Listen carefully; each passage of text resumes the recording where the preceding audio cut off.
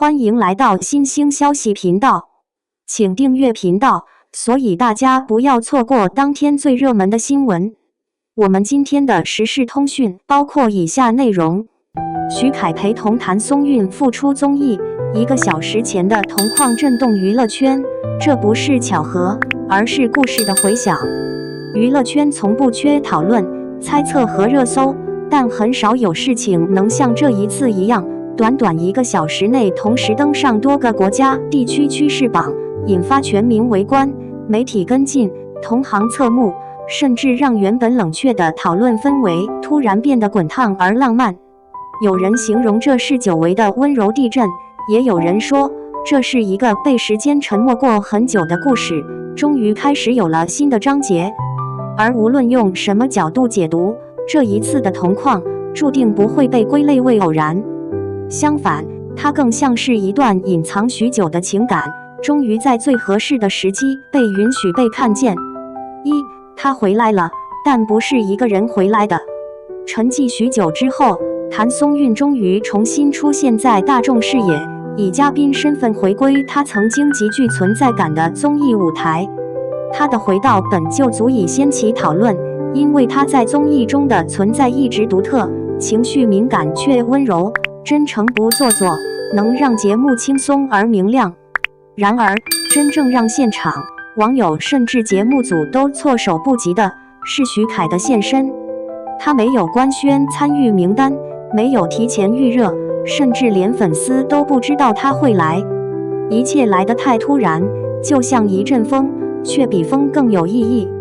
據節目組內部人士透露，徐凱的加入完全是臨時決定，而且是他主動聯繫節目方。一句他堅持要來，成為無數討論的來源。這其中的意味，遠不是一句合作或巧合能解釋的。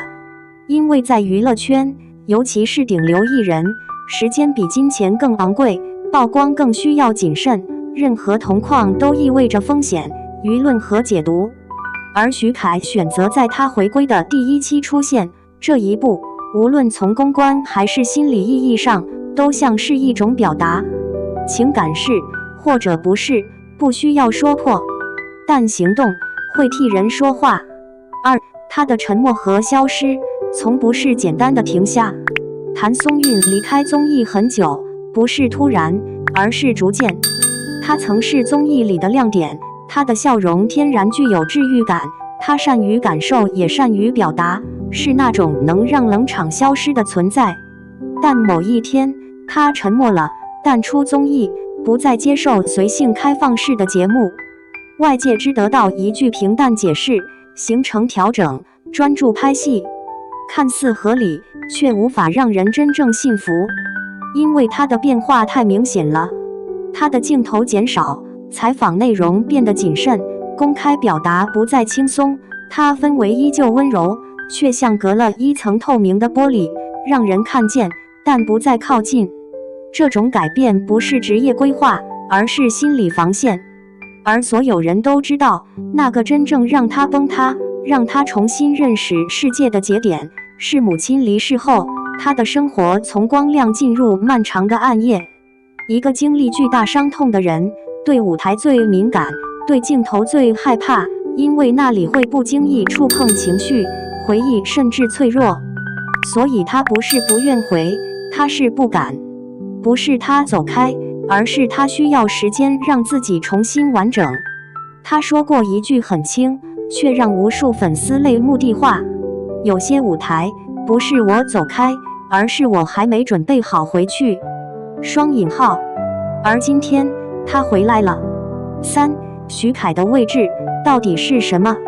這是所有人最想知道的問題。他是朋友嗎？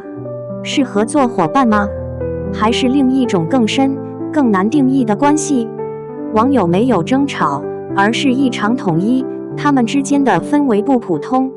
因為細節不會說謊。他到現場比所有人都早。他緊張時，他站得比攝影機更靠近他。他說話時，他關注的不是問題，而是他的呼吸節奏和情緒變化。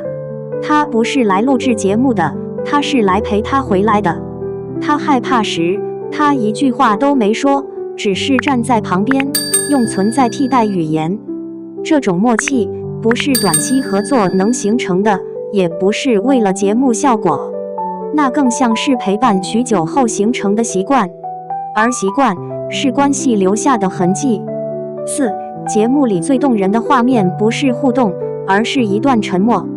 現場有一個片段被無數網友截屏轉發，主持人問他：闊別綜藝這麼久，今天緊張嗎？雙引號。譚松韻停頓了3秒，那3秒很長，好像他在努力讓自己穩住呼吸。最終他輕輕點頭，其實挺害怕的。雙引號。就在他說出口後的瞬間，徐凱抬手輕輕拍了拍他的背，那不是節目動作，也不是禮貌，而是那種我知道你為什麼害怕，也知道你努力了，所以我在的安慰。這一幕讓網友淚目，不是因為曖昧，而是因為真實。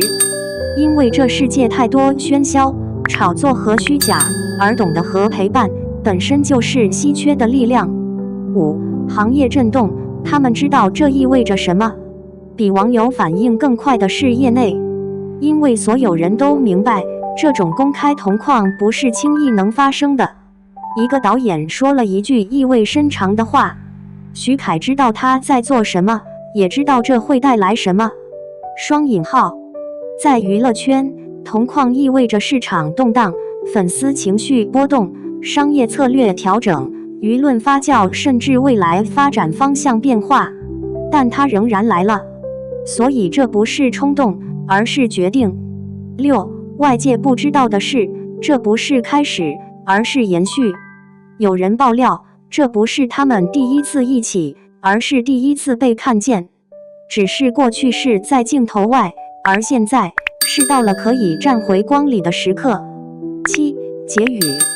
這件事引起全網共鳴，不是因為課堂，而是因為人們看到了一種珍貴的情感形態，不是高調宣示，不是刻意展示，而是陪伴、理解、等待和默默站在同一條時間線上。他經歷過失去，他陪他走過沉默，他終於願意重新面對世界，而他就在他旁邊，像一句無聲的承諾：你回來就好。雙引號。愛情、友情、親密關係或者靈魂伴侶，這些詞不重要，重要的是他不再一個人。就像有網友寫的那句最火的評論：只要他來，他就不用再硬抗這個世界。